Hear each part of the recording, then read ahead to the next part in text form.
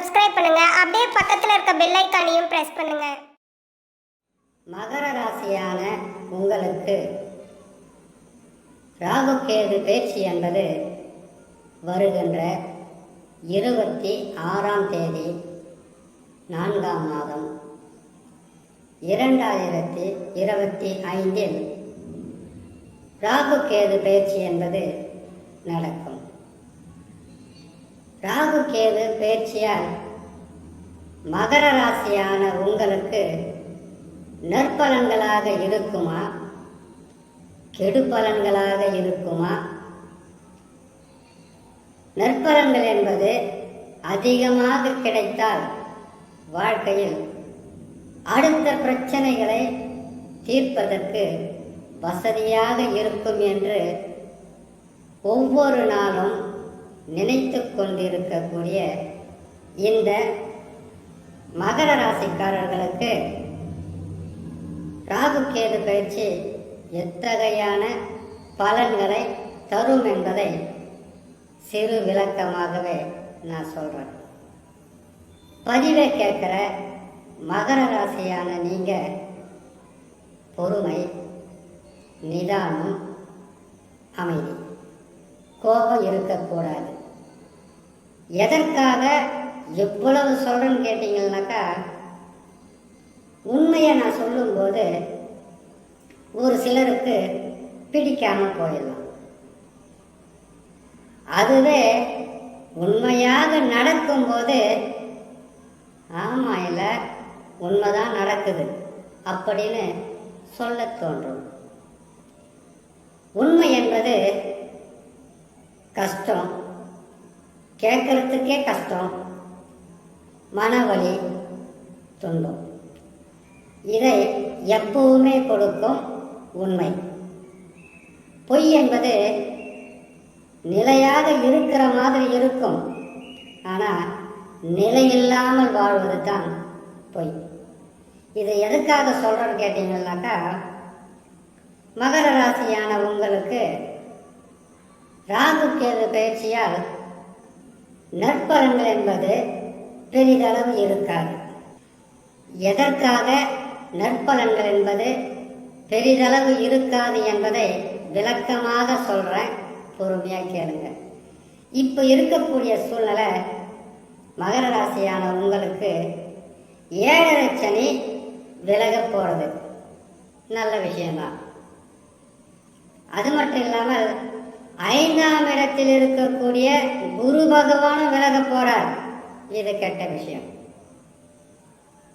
உங்களுக்கு 5லே குரு இருந்தார், 3லே ராகு இருந்தார், 9ல் கேது இருந்தார்.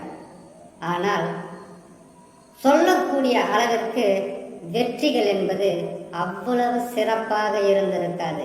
ஏன் கேட்டீங்கன்னாக்கா, 7.5 வருஷம் உங்களுக்கு பல வகையான கஷ்டங்கள். இப்போ உங்களுக்கு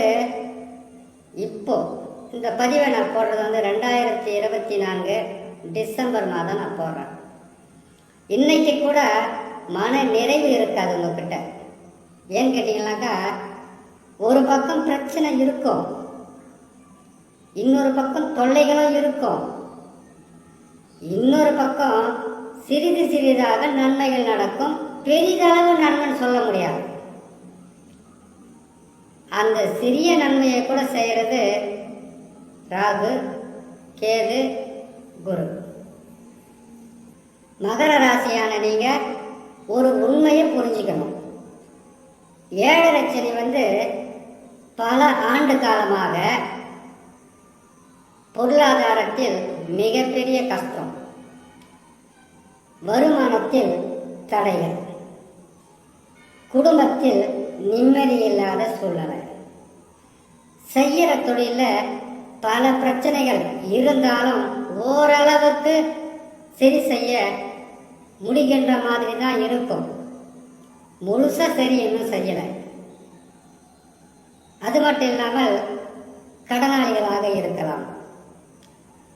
அதற்கு கடனாளிகளாக இல்லாமல் இருந்தால் நோயாளிகளாகவும் சொத்தில் பிரச்சனை, வீட்டில் பிரச்சனை, குடும்பத்தில் பிரச்சனை, வேலை செய்கிற இடத்துல பிரச்சனை, வண்டி வாகனங்களில் பிரச்சனை, உடல் ஆரோக்கியத்தில் பிரச்சனை, மனநலத்தில் பிரச்சனை, இப்படியெல்லாம் 7.5 வருஷம், 7 வருஷம் வச்சுக்கோங்க, 7 ஆண்டுகளாக சனி பகவான் தொல்லைகளை கொடுத்தார். பல வகையான இம்சைகளை கொடுத்தார், கஷ்டங்களை கொடுத்தார். அது ஒரே ஒரு 5ஆம் இடத்தில் இருக்கக்கூடிய குரு பகவானால் சரி செய்ய முடியாது. எந்த கிரகம் கெடுத்ததோ அந்த கிரகம்தான் கொடுக்கணும். அதற்கு சனி பகவான் தான் உங்களுக்கு இவ்வளவு பாதகத்தை செய்து வந்தார். இப்போ சனி பகவான் பயிற்சி பெற்று 7.5 சனியிலிருந்து விலகி 3ஆம் இடத்திற்கு போக போகிறார். இப்போ சனி பகவான் தானே உங்களுக்கு கொடுக்கணும். இந்த சூழ்நிலையில் 3ஆம் இடத்திற்கு சனி பகவான் போனால் 7.5 சனி விலகிடும். 7.5 சனி விலகிடும். அதில் எந்த விதமான சந்தேகமும் கிடையாது. 7.5 சனி எப்பொழுது விலகும்? திருக்கணித பஞ்சாங்கத்தில் சொல்லப்பட்டிருக்கிற நாட்கள் 3ஆம் மாதம் வருகின்ற 3ஆம் மாதம், அதாவது 2025 3ஆம் மாதத்தில் சனி பகவான் பயிற்சி பெற்றுவார். திருக்கணிதத்தில், வாக்கிய கணிதத்தில் 2026 தான் பயிற்சி பெறுவார். வாக்கிய கணிதம் என்பது திருநள்ளாறு சனீஸ்வரன் ஆலயத்திலிருந்து கொடுக்கறதுன்னு சொல்றாங்க. நம்ம கண்ணால் பார்க்கல. சரி, இப்போ 7.5 சனி விலகியதும் நற்பலன்கள் என்பது ஓரளவுக்கு உங்களுடைய வாழ்க்கையில் நடக்கும். ஆனால் பொறுமையாக கேளுங்க, பதட்ட வேணாம். 7.5 சனி விலகும் போது குரு பகவான் பயிற்சி பெற்றுவார். குரு பயிற்சி தனியாக போகிறோம். குரு பகவான் பயிற்சி பெற்றவுடன் அவர் இப்போ இருக்கிறது 5ஆம் இடம். அடுத்தது வரக்கூடியது 6ஆம் இடத்தில்.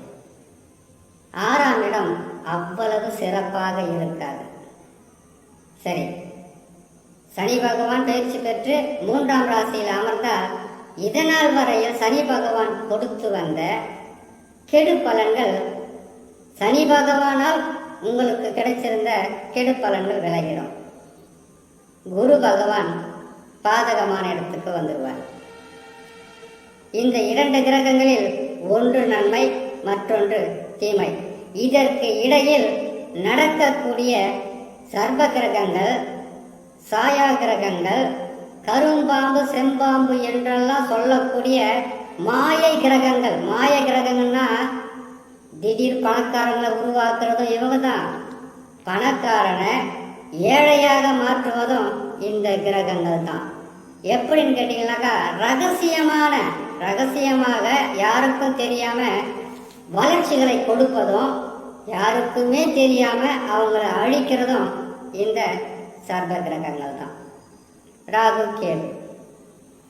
அப்படி இருக்கும்போது மகர ராசியான உங்களுக்கு ராகு பகவான் இதனால் வரையில் 3ஆம் ராசியில் இருந்தார். தைரியம், தன்னம்பிக்கை, விடாமுயற்சி, எதையாவது என்னால் செய்ய முடியும் என்கின்ற தைரியத்தை கொடுத்து வந்தார். 9ஆம் இடத்தில் கேது பகவான் இருந்தார். 9ஆம் இடம் என்பது அள்ளி கொடுக்கின்ற ஸ்தானமோ, அதிகமாக வெற்றிகளை கொடுக்கின்ற ஸ்தானமோ கிடையாது. ஆனால் கெடு பலன்களும் செய்ய மாட்டார், நற்பலன்களும் பெரிதளவு செய்ய முடியாது 9இல் கேது இருக்கும்போது.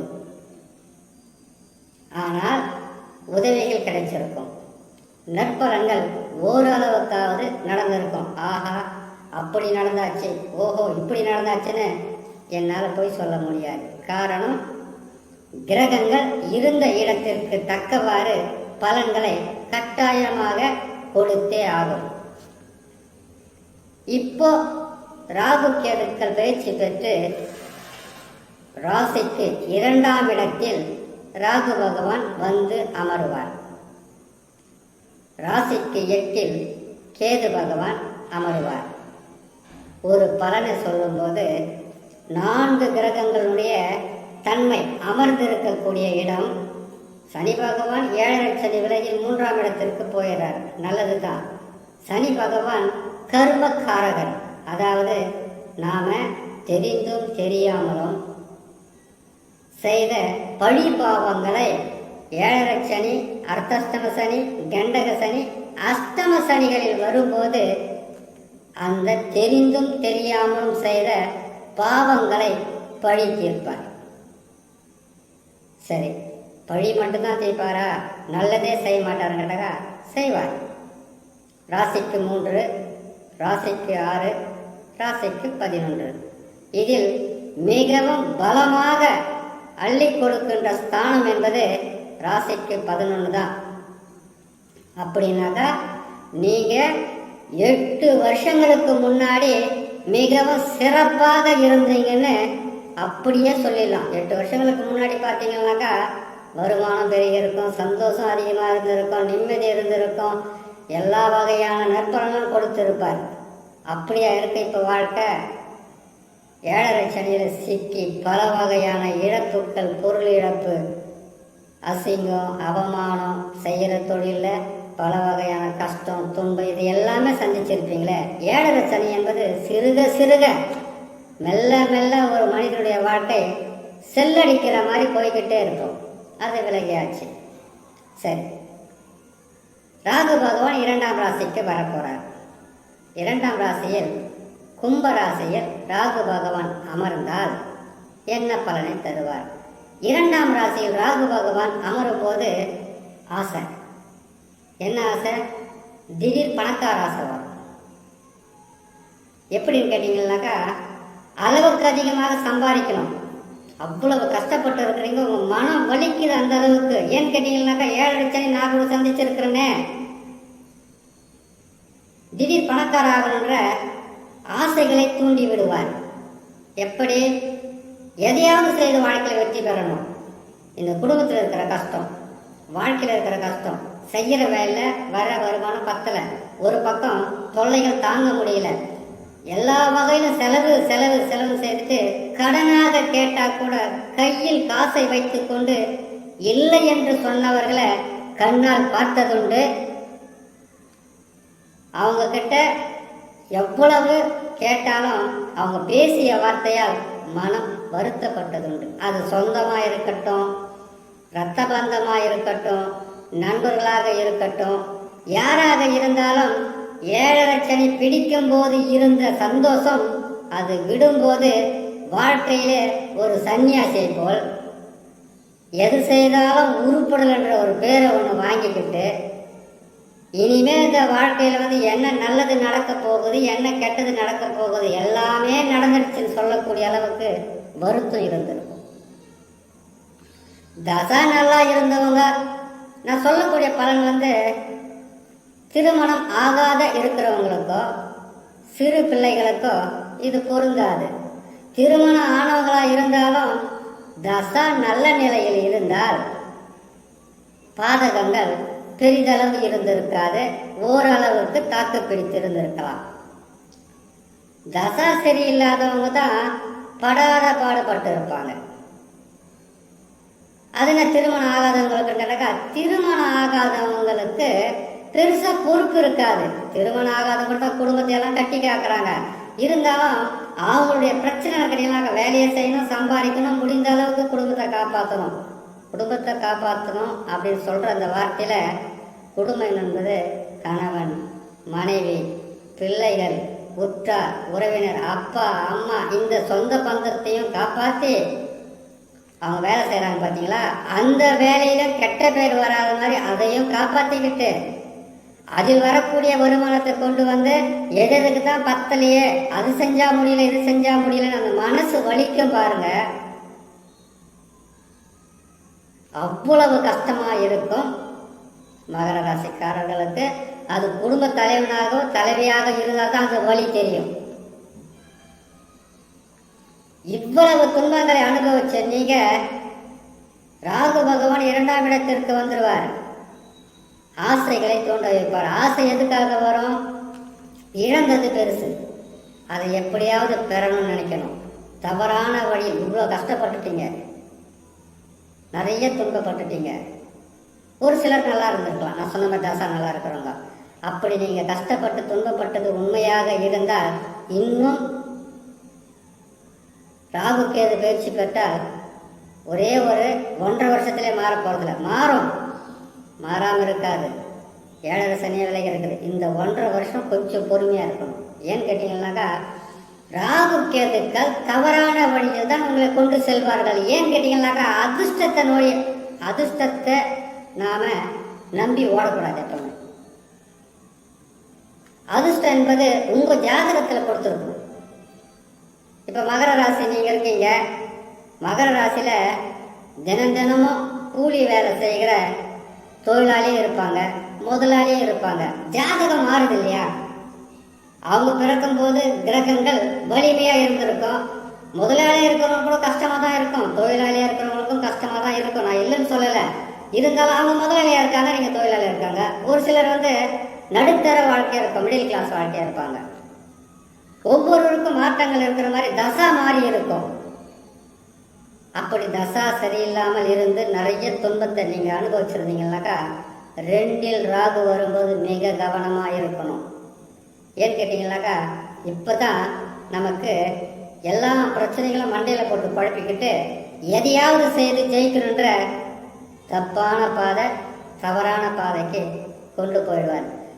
ஏன் இவ்வளோ உறுதியாக சொல்கிறேன் கேட்டிங்கனாக்கா ராகு கேது பயிற்சி முடிந்த சில நாட்களில் குரு பகவான் பயிற்சி பெற்று 6ஆம் இடத்திற்கு போயிடுவார். அப்படி அவர் 6ஆம் இடத்திற்கு போன உடனே நோய், கடன், பகை, எதிர்ப்பு இது அனைத்தையுமே அதிகப்படியான தொல்லைகளை கொடுக்க வைத்து விடுவார். சனி பகவான் மட்டும்தான் இப்போ.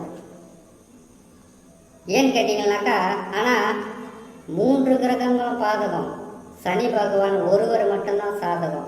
சனி பகவான் இந்த 3 கிரகங்களோட போராடவே சரியா இருக்கும் நேரம். குருவும் பாதகம், ராகுவும் பாதகம், கேது பகவான் சும்மா சொல்லவே கூடாது. ஏன்னு கேட்டீங்கன்னாக்கா கேது 8இல் வருகிறார் என்றால் உடலில் காயங்கள் ஏற்படும். 8இல் வருகின்ற கேது உடலில் காயம், வண்டி வாகனம் ரிப்பேர் ஆகும். அது மட்டும் இல்லாமல் இதனால் வரைக்கும் நோய் இல்லாமல் நீங்கள் 7 சனியிலே தப்பிச்சிருந்தாலும் இப்போ நோய் வந்துடும். உஷ்ணத்தால் பாதிப்பு ஏற்படும். குடும்பத்தில் கலக குரல் அதிகரிக்கும். நித்தமும் சண்டையாக இருக்கும், பிரச்சனையாக இருக்கும், நிம்மதியாக இருக்காது. ஐயோ இது 7.5 சனியோட ரொம்ப மோசமாக இருக்கு. நீங்கள் சொல்கிறது இதை பார்க்கறதுக்கு பயமாக இருக்குதுன்னு நினைக்காதீங்க. நடக்கும்போது இதை தேட சொல்லும். இப்பவும் சொல்கிறேன், தசா நல்லா இருக்கிறவங்களுக்கு ஓரளவுக்கு தான் பாதகமாக இருக்கும். தசா சரியில்லாதவங்க தான் கடுமையான கஷ்ட நஷ்டங்களுக்குள் சிக்குண்டு வாழக்கூடிய ஒரு சூழ்நிலையை உருவாக்கி விட்டுவிடும் இந்த கிரக அமைப்பு. சரி, இந்த கஷ்டமெல்லாம் எப்போ தான் ஒழிஞ்சு போகும்? இப்படி ஒரு கேள்வி உங்ககிட்ட கட்டாயம் இருக்கும். ஏன்னு கேட்டீங்கன்னாக்கா இவ்வளோ அழுத்த திருத்தமாக சொல்கிற, இதையும் கொஞ்சம் சொல்லிட அப்படின்ற ஒரு கேள்வி வராதா? வரும். குரு பகவான் 6இலிருந்து மாறுகின்ற வரைக்கும் குரு பகவான் மாறிடுறாரு. ராகு கேது கூட மாறிடுறாங்க. அப்படி கிடையாது. குரு பகவான் என்பவர் மாறினாலே 6ஆம் இடத்திலிருந்து மாறும்போதே உங்களுக்கு இருக்கக்கூடிய பிரச்சனைகள் மாறிடும். ஏன்னு கேட்டீங்கன்னாக்கா 6இலிருந்து அவர் 7க்கு வந்தாவே நல்ல பலனை கொடுக்க ஆரம்பிச்சிடுவார். கூடவே சனி பகவானும் உங்களுக்கு 3ஆம் இடத்தில் இருக்கிறார். ஆகையால் ராகு பகவான் 2இல் இருக்கும்போது அதிர்ஷ்டத்தை நோக்கி ஓடாதீங்க. மாயன்னு கேட்டீங்கன்னாக்கா நீங்கள் உங்கள் கஷ்டத்தை ஒருத்தர் சொல்லுவீங்க. அது சொந்தமாக இருக்கட்டும், பந்தமாக இருக்கட்டும், நட்பாக இருக்கட்டும், பகை அவன் கஷ்டத்தை சொன்னாக்கா அவன் என்ன பண்ணுவாங்க? தவறான வழியை காட்டுவாங்க. இந்த வழியில் போகலாம், நாம் இதை செய்தாக்கா உடனே அந்த பிரச்சனை. அது அரசாங்கத்துக்கு ஆகாத வேலையாக இருக்கலாம், குடும்பத்துக்கு ஆகாத வேலையாக இருக்கலாம், திடீர் பணக்கார ஆகணுன்ற ஆசை இல்லை, உங்களுக்கு அவ்வளோ கஷ்டம் இருக்கு, எவ்வளவு சந்திச்சிட்டீங்க. ராகு கேதுக்கள் படு பாதகத்தை செய்கின்ற இடம் எது கேட்டீங்கன்னாக்கா ராசிக்கு 2 ஜென்ம ராசியில். ஏன்னு கேட்டீங்கன்னா ஜென்ம ராசியில் கெடுதல் தான். அந்த நேரத்தில் குரு பகவான் மாற்றமும் தசாவும் நல்லா இருந்து தப்பிச்சிடலாம். ஆனால் கடுமையான பாதிப்பை கொடுப்பது இந்த ராகு கேது பயிற்சி. குரு பகவான் மாறுவது தான் கட்டாயமாக மிக கவனமாக இருக்கும். பிரச்சனை இருக்கும், புரியுது, நிறைய பிரச்சனை இருக்கும், சொல்ல முடியாத துன்பங்கள் இருக்கும்.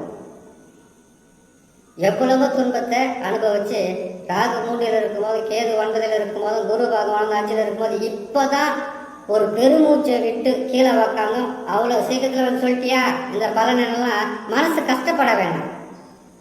வரக்கூடியதை சொல்ல வேண்டியது கடமை. ஆகையால் மகர ராசிக்காரங்க ராகு கேது பயிற்சி என்பது நன்மைகளை செய்யாது.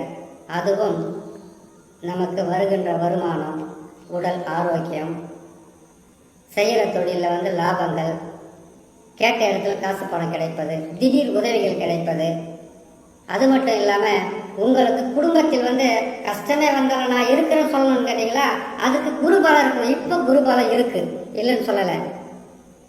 2025 தான் கேட்டீங்கன்னாக்கா 5ஆம் மாதம் 11ஆம் தேதி குரு பகவான் மாறிடுறாரு. 6ஆம் இடத்திற்கு வந்தாக்கா ராகுவும் பாதகம், கேது 8ல் இருக்கிறது சாதாரண விஷயம் கிடையாது. 6ஆம் இடத்தில் இருக்கக்கூடிய வரக்கூடிய குரு பகவான் பாதகத்தை செய்வார். குரு பகவானும் பாதகத்தை செய்வாரா? கெட்ட இடத்துக்கு வந்தால் எல்லா கிரகமும் செய்யும். குரு பகவான் ஜென்ம ராசி, 3ஆம் ராசி, 4ஆம் ராசி, 6ஆம் ராசி, 8ஆம் ராசி, 10ஆம் ராசி, 12ஆம் ராசி, இந்த இடத்துக்கு வந்தால் குரு பகவானும் கெட்டது செய்வார். கேது பகவான் 8ல் இருக்கிறார். மனக்கவலையிலே உங்களுக்கு நோய் வரும்,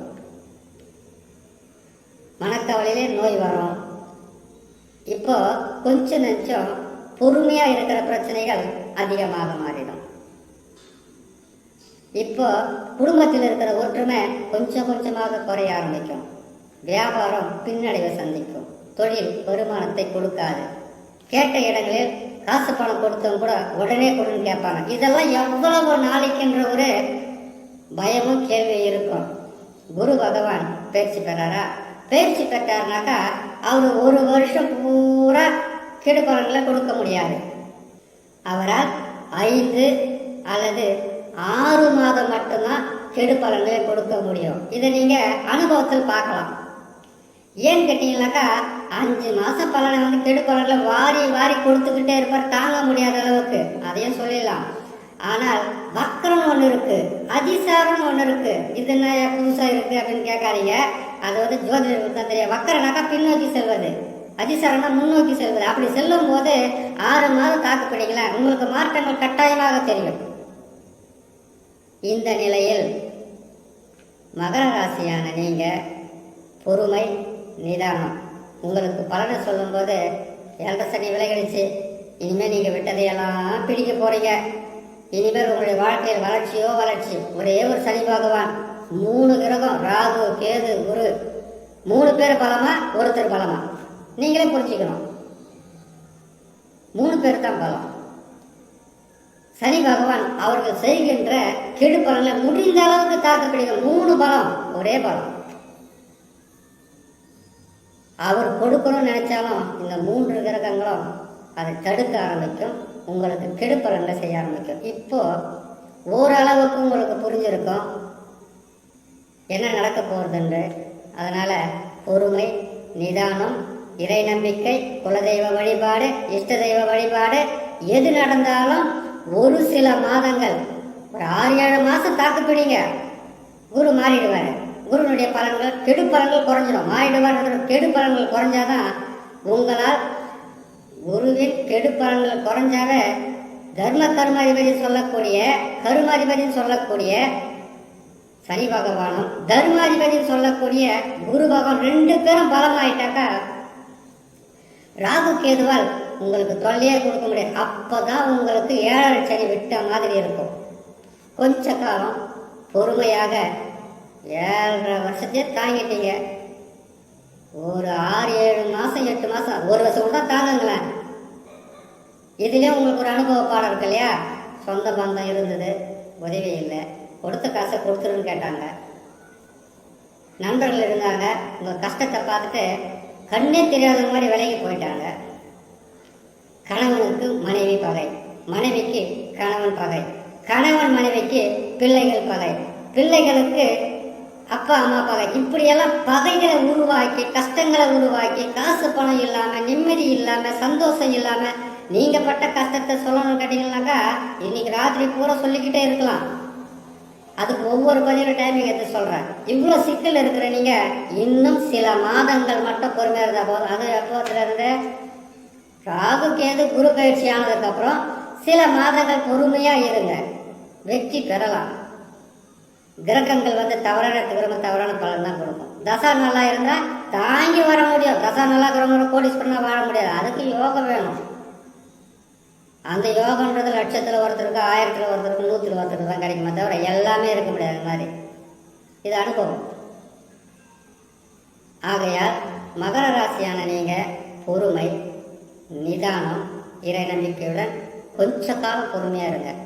உங்கள் வாழ்க்கையிலும் முன்னேற்றம் வரும், நிம்மதி வரும், சந்தோஷம் வரும். நீங்களும் நல்ல நிலையில் வாழக்கூடிய கிரக அமைப்புகள் இறைவனுடைய அருளால் கிடைக்கும் என்று சொல்லி